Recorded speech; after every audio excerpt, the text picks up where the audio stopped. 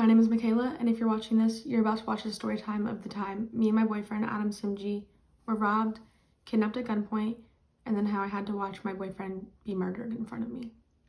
So, the following story time was recorded 7 months ago in October of last year, right after the trial, so that everything was fresh in my mind. I only talk about like the crime itself and a little bit like about the day after. I don't go into anything really about like the perpetrators or like the outcome. I'm gonna make a separate video about that because the background story to how everything happened, the context for the coconut tree this fell out of, crazy. So I'm excited to finally have the full story out there so that everyone knows what me and Adam went through, what his last moments were really like. And yeah, I just want to say right now, before the video even begins, thank you guys for caring at all. The support of strangers on the internet, as well as my own support system, is the only reason I am still here after going through what I've gone through. So thank you for giving me a place where I can speak about what happened to me and keep Adam's name alive. So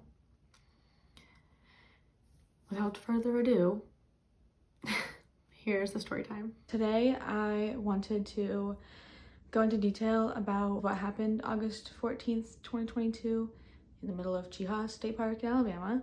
For context, just for the weeks leading up to, his death, Adam had gotten a van from his dad. We loved that because we road tripped a lot. One of our biggest bonding activities was we were always in the car together, going to new places and looking at whatever, anything in these little tiny areas, traveling, hiking. We loved it. That week, that day, we were planning to go to Arkansas to go to little Eureka Springs, which is just a little town that has some cute Victorian houses and stuff. That's really it. We just wanted to go because there was Victorian houses. We were due to start classes at UCF, so not because it happened on a Sunday, so not the day after it happened, but a week later, that Monday, we were supposed to start classes. That would have been the first time that we ever went to school together, just because I graduated from UF while he was still at UCF, and then I got accepted into the UCF counseling program. And so finally, since we had started dating when I was in high school, we were finally gonna be at the same school together. And we never got there. So August 13th, the day before everything, we left, went up to Gainesville, said hi to our friends, whatever. And so while we were on our way up to Gainesville, my mom texted me and said, be safe. Last time a Florida girl and her boyfriend went on a road trip, he came back without her. And I said, we'll be fine. Adam has his gun. And then we drove up to Atlanta, went west, and then stayed the night in the Alabama Welcome Center right inside the state lines. I woke up the next morning. First, I was driving that morning, and I was the one that put Chehaw on a list of things to do because when you look up what to do in Alabama, it's one of the only things that come up. I was driving, Adam was still sleepy, and while I was on the interstate, the gas gauge was being weird. It was all over the place. My dad's a mechanic, and that's foreshadowing for later. I called him and I was like, the gas gauge is being weird. Do you know why? What do I do? And he was like, go to O'Reilly's and get fuel injector something. Sorry, Dad, I don't know what it was called. The gas gauge was completely normal after that. It must have worked, or so I thought. And then so we get to Chehaw, which is a 20-minute drive up this mountain, and I didn't realize how far we were going into the middle of nowhere when we were beginning it, but then I would soon find out later how remote of an area we were in. So we get into the park, I'm still driving. We go to this lookout called Bald Rock Outlook or Lookout. It was really beautiful. Those are the pictures that are all over the news of me in my red shirt, him in his green shirt. Adam was the one, he hated taking pictures, and Adam was the one that was like, oh, we should ask her to take a picture of us. And I was like, in our entire 4 years plus some together, he had never asked anybody to take a picture of us before. So I was like, oh my god. And then they would end up being cursed images that are all over the news because they're the last ones of us together. So Grateful that I have them though. Oh, and also next to the store, I'll insert a picture of this too. Next to the store, there's a little gas pump, and it's just so like, I don't know, I don't want to say it's so retro, but like it is, like it's an old gas pump that's like in the middle of nowhere in this state park. It was so cool. I took a picture of it. And so anyways, we were driving and we decided to go to the lake that's there. And, you know, we pull in, and then all of a sudden the gas gauge drops to empty, like to empty. And I knew that we were like kind of close pushing it, but like we were not on empty. And I was scared that we were gonna be stuck in the middle of the woods. And so I said to him, do we stop at the lake or do we just go back and get gas? Like, should I even turn the car off? And he's like, we should probably go get gas. So I was like, good idea. Turn around, didn't even park at the lake, literally just drove in and drove out. We asked the like gate attendant, does the gas pump up there work? And he goes, yeah. And I was like, okay, there we go. I don't even turn onto the road yet. And then all of a sudden, the gas gauge that was on empty is like, oh, you have half a tank left. And so I said to him, are we still gonna go get gas or do you just wanna find a waterfall? He's like, let's just find a waterfall. And I said, the universe must not want us to go to the lake today. I said those words. So then we mapped it to Devil's Den waterfall, you know, follow the map. It takes us down like a desolate road. This road is 600-3, Forest Road 600-3. Just because it's in court documents and stuff, I just know the formal name. So we are driving down this dirt road. It's not like a full dirt road, it's a gravel road. Driving this gravel road, and you know, the map, I was like, huh, weird, we're like in the middle of nowhere. But anyways, we're driving, and then there's a woman on my left. She's waving her arms, and I drive past her, and then I slam on the brakes, and I'm like, oh. And Adam was like looking at her like, you know, to be like, well, what does she want? And so I put it in reverse, get there, roll the window down, and she's like, do you guys have jumper cables? My car needs a jump. And I was like, nope, sorry. And Adam goes, yeah, we do, right here. And he had literally charged them the night before because it was like, oh, we might need to charge our phones while the van is off and whatever. Like I had never seen this thing in my life, and he just happened to have it for this road trip. But I told her, no, we do not have jumper cables. And he goes, yeah, we do, right here. And I was like, and she goes, oh, well, like, will you follow me down this dirt path? Like, my car's back there. And Adam was like, yeah, we'll help. I was scared because it's suspicious. It's weird. But Adam's a very caring person who has helped many, many people on the side of the road. So I start following her down the dirt road, and Adam literally like throws himself into the back of the van and grabs his gun and puts it in his waistband and says, this is how people get robbed, so just in case. And I was like, okay. So I found out later that we followed her an entire, like the length of a football field into the woods to this campsite. And so I get there, park the car, get out, get to this purple Scion with the hood up. And, you know, Adam starts doing whatever, trying to jump it. I'm not really paying too much attention because I'm like, oh, it's going to be jumped. We're just going to be out. It's going to take 5 minutes. And then, you know, nothing. And he's like, oh, it's not a jump. It's not the battery. It's something else. Puts the hood down, gets in the driver's seat of the car. And the top or the bottom panel was already gone. Because I would later learn that someone vandalized the car, tried to hotwire it, which was the reason that the car was not drivable, because someone tried to hotwire it. But the steering wheel like was locked, so we thought it was like the ignition lock. I call my dad and I tell him like, hey, we're helping this girl. Her steering wheel's locked. It's not the jumper cables. It's not the battery. The ignition, the key just won't turn. And he's like, oh, well, is it making like the beeping noise? Like there's like, oh, ding, ding. And I don't remember, I said some yes or no, whatever. And he was like, okay, well, if it's not working, like that might not be the key to that car, or there might be a second key that's working. And that was him basically saying like, that's a little suspicious, so get out of there whenever you can. Like, I can't help you as a mechanic, which he's a great phone mechanic. Like, he can fix cars over the phone. So him not having any like input was like, oof, this car is junked, it's inoperable, like there's no way for us to fix it. And so, you know, Adam's still messing around with it. Finally we give up, and I say to her like, so if the car is here, she's sitting in the driver's seat like with her feet on the ground facing us, so not like facing the steering wheel, like facing us. And I'm sitting there, I don't know, 15 feet away from her, standing. And I say to her, like, is there anything that I can do for you? Can I, like, go tell a park ranger? Can I get you water? Like, can I call somebody? Like, is there anything else that I can do for you? And she, no joke, goes, yeah, there is something you can do for me.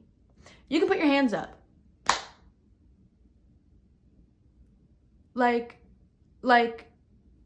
what was it, scripted? I don't know why it was, whatever. So she has the gun on us, and, you know, she's telling us, like, turn around, put your hands up, walk into the woods. So we're walking into the woods, and this is, like, where the kidnapping charge comes in, because we were taken to a second location and being held against our will. So that's what kidnapping is, legally the definition. And so this whole time that my hands are up, like, I can't even explain to you, like, what was going through my mind, really. I was shaking so bad, my whole body was hot. I was aware of things in a way that I didn't know was, like, possible. It felt like an out-of-body experience. And I just knew, like, at some point Adam has, like, we're not gonna die. I knew we're not gonna die. Adam has his gun. If we lose our stuff, whatever. But I was just trusting that Adam would pull out his gun at an appropriate time, we'd be good. So she says, put your phone down. Actually, the phone that I'm recording on, same one. Put your phone down, put the keys down, keep walking. Empty your pockets, keep walking.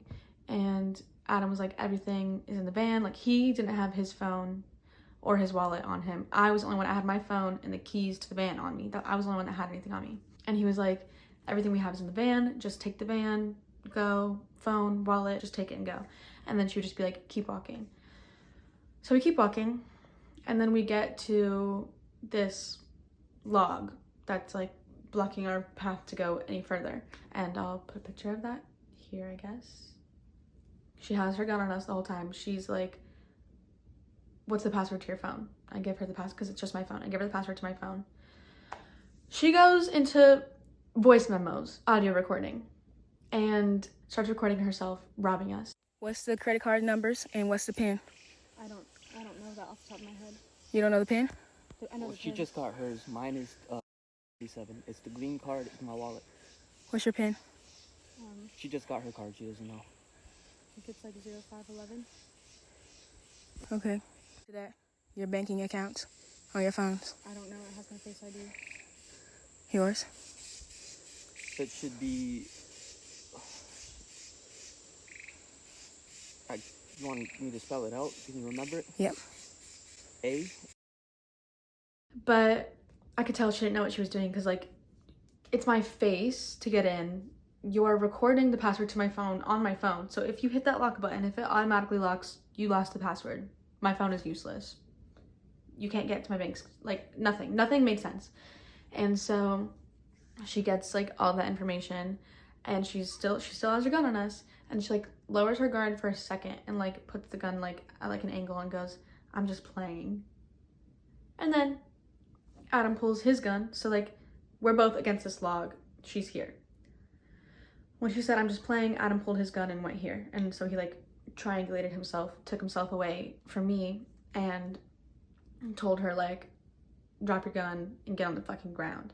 And she was like, are you serious? Like, news articles have been saying, like, oh, and then she said, are you serious? It wasn't like a, like, malicious, like, are you serious? Boom, boom. It was like, are you being for real? Like, she thought she was gonna die. And then he, like, got for real serious, and then he said, drop your gun and get on the fucking ground. Like stern, and it scared me the way he said it. And so then, you know, she's like, oh shit, I might die. Starts, like, messing with the gun. I thought that it had jammed, but after learning stuff in the trial, like, she had only shot a gun 2 times in her life before that, when she was, like, young on a family farm, whatever. So, like, she didn't know how a gun worked. So she was trying to get it to work, trying to cock it. So then Adam starts shooting. And once I start shooting, like, I run over to him and I'm yelling at both of them, stop, stop, stop, stop, stop. Like, while they were shooting, no one had been shot yet. I'm just yelling, stop, stop, stop, stop, stop. But they're both, you know, scared, and I could tell. And then Adam's like, I'm shot. He falls to the ground. I think she was still standing at this point, but like he's like sitting on the ground, goes, "I'm shot," shoots her one last time. Like they're like, according to the trial and the shell casings found at the scene, he shot 9 times. She shot once. She actually only fired 1 bullet. He's like, "I'm shot." He's like, "Ow," groaning and stuff. I'm pretty sure Hyder, Yasmine, whatever, she told me to call 911, and so like I got up, ran. She dropped my phone when all this was happening. Right before I get on the phone with 911, like the phone's in my hand and I'm like pressing the buttons. She grabs the gun. She's sitting crisscross on the ground and has the gun, and she's like, "I can't live with this. I can't." She said, "I can't go to jail," and put the gun up to her head. And the 911 call starts with me screaming at her, "No, put it down, do not put the gun down and move away. Don't shoot, don't." Like, I was screaming, begging her not to shoot herself in front of me. And also just shoot herself, period. Like, it wasn't that like, oh, I didn't want to see her die. It was just like, I don't want a person, period, to shoot themselves in the head ever. And I also don't want that to happen in front of me right now. Like, so anyways, she didn't know what she was doing, cocked it, whatever, couldn't pull the trigger, puts it down, and I tell her, like, move away from the gun. And so she like scoots, and I'm like, move away from the gun. Now she ends up against the log because Adam and I are, so in this picture, like, we are like pretty much right where I'm standing, kind of like on the other side of that tree on the ground, and she is up against the log sitting, and I'm on the phone with 911. She's asking like, where is the person who shot him? And she's standing right there, and the gun is like 3 feet in front of her, 4 feet in front of her. And I didn't want to be like, she's right here and she's wearing this, this, and this, and then her be like, okay, boom, like, shot you now because I'm not going to go to jail. But she was like, please let me go into the woods, please let me run. And so I was muting 911 here and there, like pressing the mute button to talk to her because I didn't want them to know that she was here. And I was like, go run into the woods. And she was like, we have a 5-year-old, like, we just needed food and water. And I was like, we had food and water, we have a cooler, we had a case of water, like, you could have had whatever you wanted if you just asked.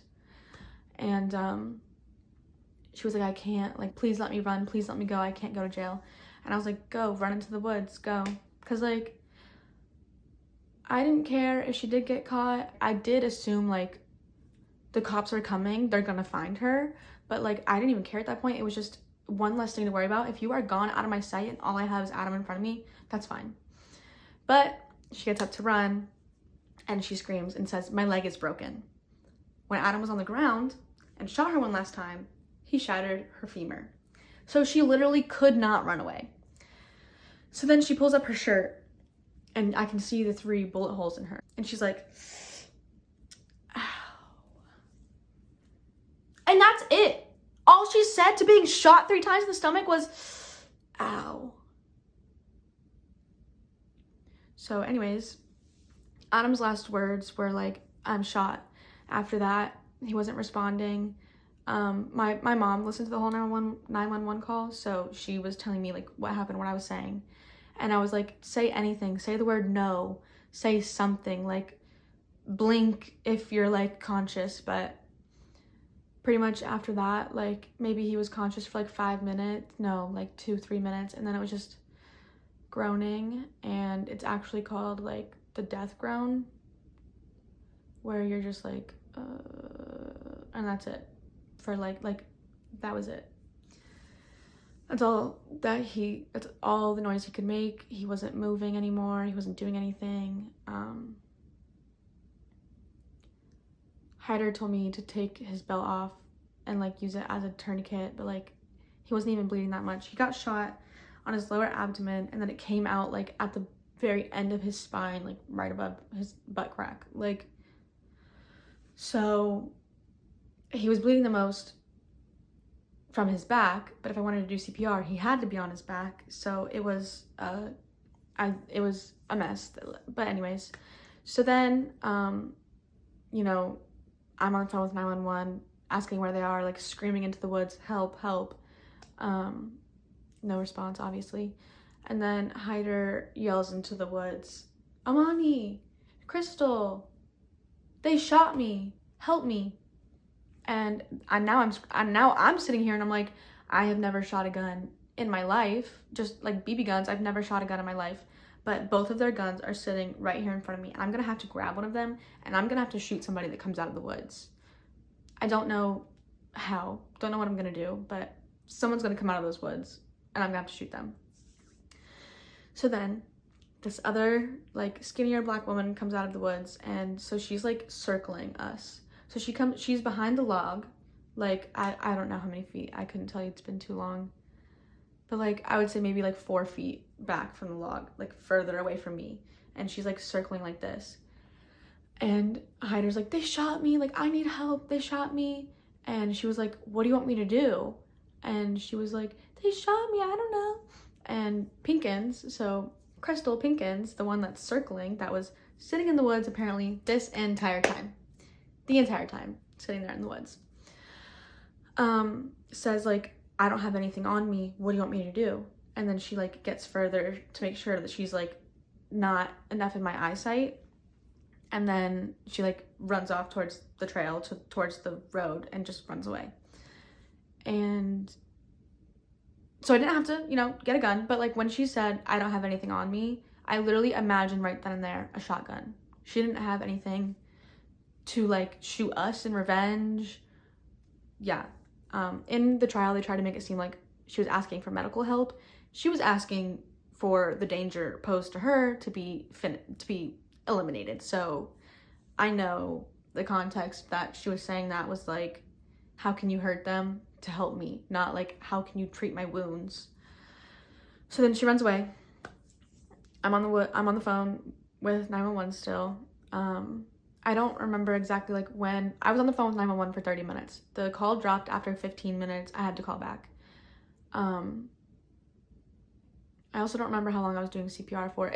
All of this would be refreshed if I listened to the 911 call, but I do not want to hear myself scream and hear Adam groaning in the background, and I don't want to hear it. I don't want to hear it. So I start doing CPR at some point, like I think it was like somewhere between 5 to 15 minutes before the paramedics got there. And I was like, where are you guys? Where are you? And they're like, we're coming. We're in the middle of the woods. Like, we are coming. They have your location, which it's insane that they really even found us, because like, it's not like a trail. It's just a dirt road, woods. And there happens to be a place where a car can fit to go this way. Like it wasn't like, another dirt road where there's no trees. Like, it was all overgrown. The trees were everywhere. The trail went like this. So you couldn't tell that it was like a straight shot back into a campsite or to anything. So, and we were a football yard deep into those woods. So I don't know how like they got to us, and actually pretty quickly, 30 minutes for how like secluded of an area we were in. But Hyder tells me at some point, like, take your shirt off to stop the bleeding. So now I'm sitting there in my bra, holding my shirt, which was thankfully blood colored, to Adam, doing CPR, like telling him I love him, telling him to stay with me. But then I swear there was this moment, like I could hear the sirens coming, like maybe like 3 minutes before they actually got there. That like I felt his soul leave his body. Like I could tell that the person, like the Adam, the physical Adam that I know and love right in front of me, is just an empty vessel now. Like, I remember actually like looking up at the trees, and it was like I could see his soul going up. Okay. I've told this story so many times that I've like gotten rid of the emotion that, I mean, I've just desensitized myself to it, so I didn't think I was gonna cry. Okay. I just wanna get this over with and say it so everybody knows what happened. So then the paramedics get there. Okay. Give me a second. So then the paramedics get there, and they're like volunteer firefighters. Like, it's not like a real like EMT team.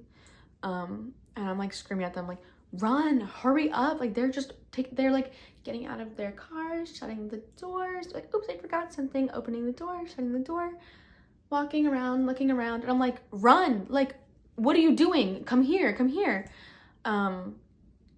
You know, they get there, they're not even like immediately going to Adam. Like they're just like staring dumbfounded at the situation. And I know I didn't ever tell them like, oh, she's right here, she's standing right here, whatever. But the paramedics like stopped at like this tree line pretty much and like wouldn't come further. And then the cops come up behind them and I see this cop's got a like AR on his chest. And so my mom watched the body cam footage. She said, I literally went, that's her, she shot him. Like, that's her, she shot him, because I saw that man had an AR. I was good. Snitching wasn't gonna be like, oh, you bitch. She's not gonna run for her gun. If she does, she's dead immediately. Like, she's not gonna get anywhere. Suicide by cop would be her trying to do anything at that point. So then, you know, they go to her. They're sitting there with Adam. I'm standing there yelling, screaming at them, do something, do something, do something, until finally, after like, it felt like 3 whole minutes of me sitting there while they were like moving in slow motion, getting to her, getting to him. I feel like I've been standing there for a full like 2-3 minutes before someone comes up and goes, why don't we walk this way? And like, thank God, because I was never gonna come up with that myself. Like, I was gonna sit there the whole time. And like, so I walk away and I actually took a picture of my hand, which had like dry blood on it, and I posted it to my private story on Snapchat, which is like my closest friends. And I read afterwards that like sharing about a traumatic event right after it happens makes it less traumatic, because it's, you get it out immediately and it's like, this is what happened to me, instead of being like, oh, this is my fault, or I don't know how I feel about it, I don't know what happened to me. Like, I said, Adam shot, I think he's dead. Someone knows now, because I was in the middle of the woods. No one had any idea what was happening to me. And my life, the other half of me, was literally laying there dying. Part of me is dying too, right here, right now. So I post it, I like open the van doors up and I just lay there on like where I had slept the night before, like the sleeping bags, the pillows and everything. I just lay there and look out at the trees and stuff. And that's when they come over to me and they tell me like, he's passed, there's nothing more we can do. And I didn't cry. I didn't cry until after I left the scene. I sat there and I was just like I was in shock completely. And that's why I'm glad I posted on my private story, because all my friends started calling me and they were like, Michaela, what happened? Are you okay? I love you so much. Like, I was like, I'm going to take all my medicine. I want to kill myself so I can be with Adam.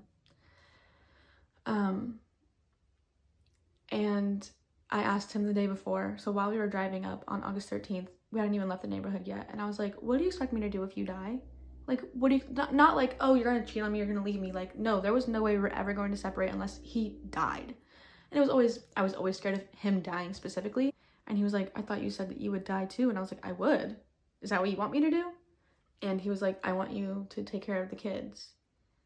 And that was it. Sitting there in that van, I was like, I literally, I think, watched his soul go up, and now I'm sitting here not gonna die too. So that's what my friends were like, don't do anything. We love you. You're gonna be okay. I'm already gonna see, like, as soon as you are back, I wanna see you, and I have this for you, and I have that for you. Like, I was never not on the phone, because, you know, then I'm talking to my mom, and she's like, oh my God, I'm leaving work, and I'm coming to get you right now.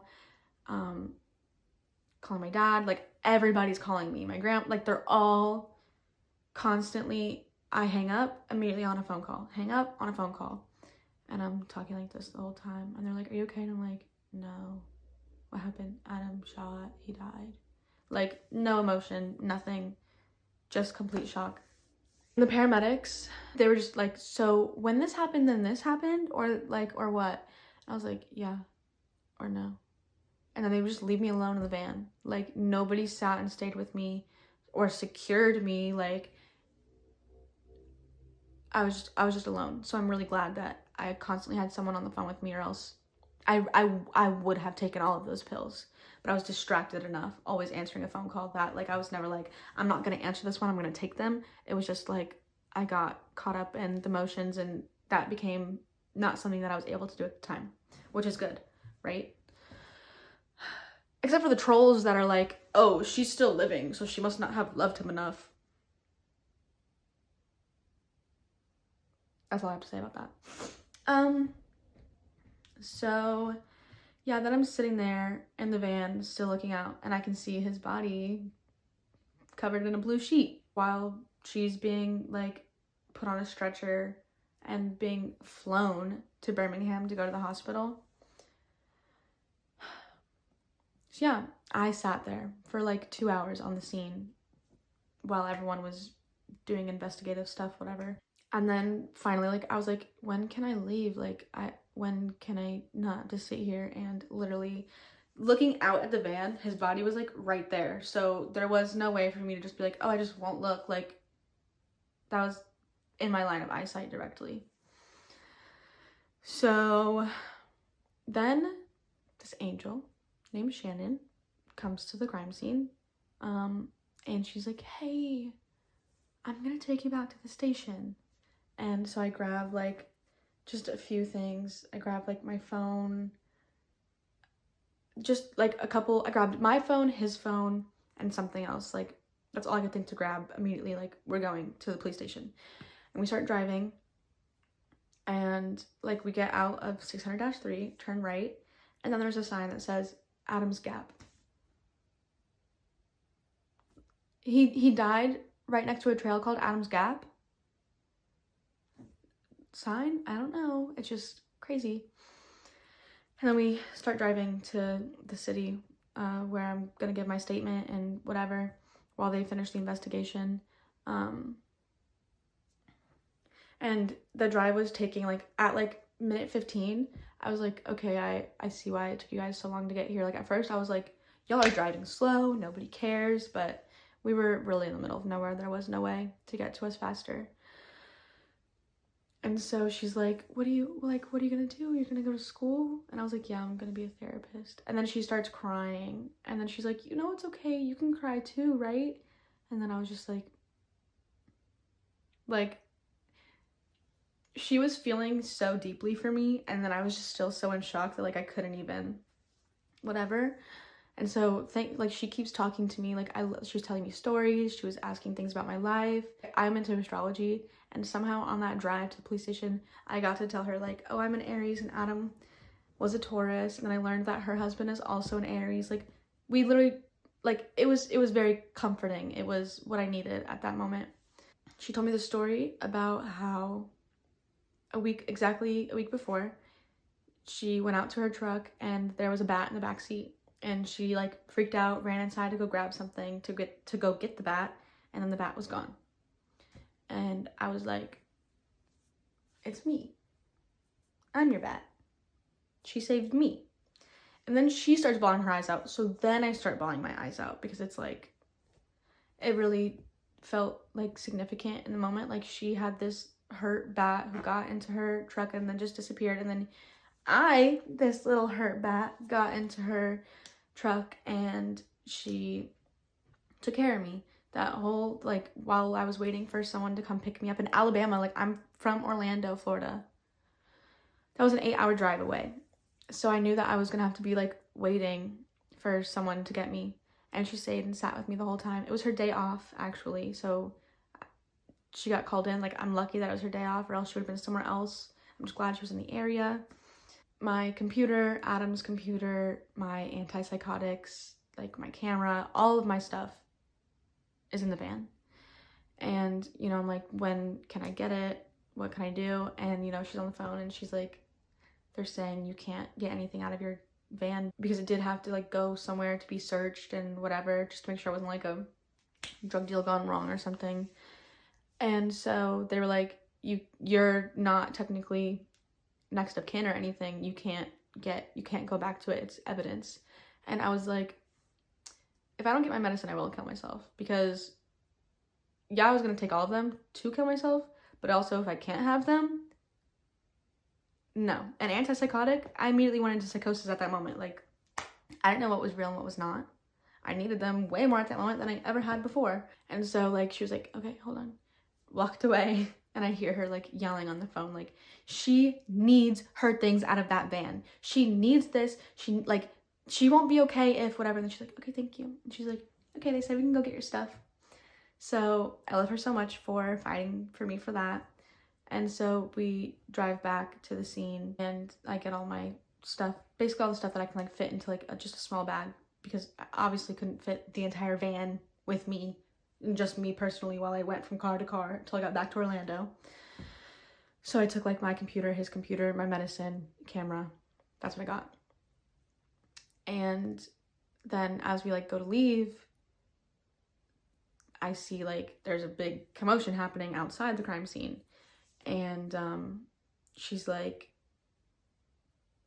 does the name Krystal sound familiar to you? Is that the one that she was yelling? And I was like, yes. And they were like, they just found her with a tracking dog. And so like I wasn't there for much of that. I was just there to get my stuff, identify, be like, yeah, that was her. And then continue on back to the police station for someone to pick me up. And it wasn't until later in a press release that apparently like when the tracking dog led them there and these officers were coming up, they were greeted by the 5-year-old son that earlier Hyder had been like, we have a 5-year-old. Said 5-year-old, Pinkins' son actually, said 5-year-old was sitting there with a shotgun aimed at the police officers. And so they have their guns on him, and they're like, put the shotgun down. The kid is not listening and just goes and gives it to Pinkins. And then he's like, okay, I'll stop. So when they found her via tracking dog, they were met with a 5-year-old holding a shotgun at them. Another insane twist to it all. But, I mean, yeah, that's pretty much like what happened right then and there that entire day. And then I went to Atlanta to some family before my mom could get me to then go down back to Orlando. So the next day, I'll just go really quickly into like how I know Adam's not like fully gone from me. The next day, my mom was driving me to Orlando. We stayed the night in a hotel in Georgia because it was late at that point.